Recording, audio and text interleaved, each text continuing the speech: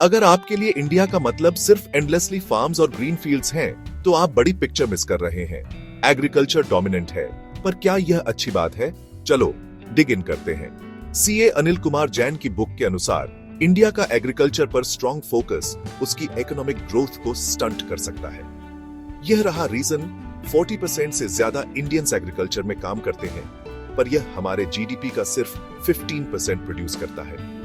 इसका मतलब है कि हमारी वर्कफोर्स का एक बहुत बड़ा हिस्सा अपनी फुल अर्निंग पोटेंशियल तक नहीं पहुंच पा रहा है। भारत की अर्थव्यवस्था में कृषि सदियों से आधार स्तंभ रही है। यह आज भी लगभग आधी श्रम शक्ति को रोजगार देती है, परंतु परंपरागत छोटे और बिखरे हुए जोतों पर आधारित कृषि प्रभुत्व अब व्यापक आर्थिक रूपांतरण को धीमा करता है। कम उत्पादकता, जलवायु जोखिम और आय असमानता किस तरह विकास को बाधित करते हैं। बिखरी और छोटी जोतें, औसत जोत लगभग 1.08 हेक्टेयर है। पीढ़ी दर पीढ़ी बंटवारे से जोतें आर्थिक पैमाने के लिए अनुपयुक्त हो जाती हैं।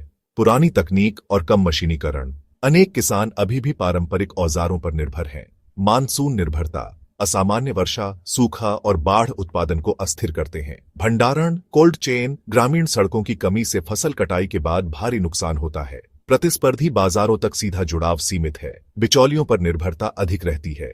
समाधान: मूल्य श्रृंखला का एकीकरण और खेतों का आधुनिकीकरण।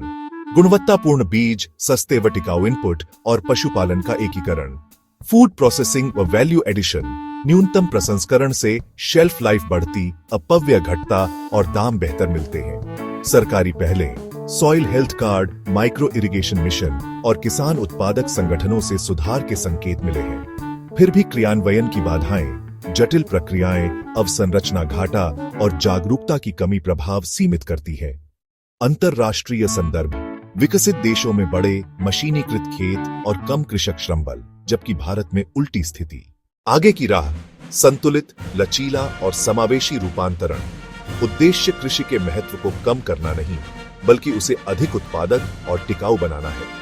खेत उत्पादकता टिकाऊ ढंग से बढ़ाना, एग्रीटेक अपनाना और गैर कृषि रोजगार के अवसर बढ़ाना।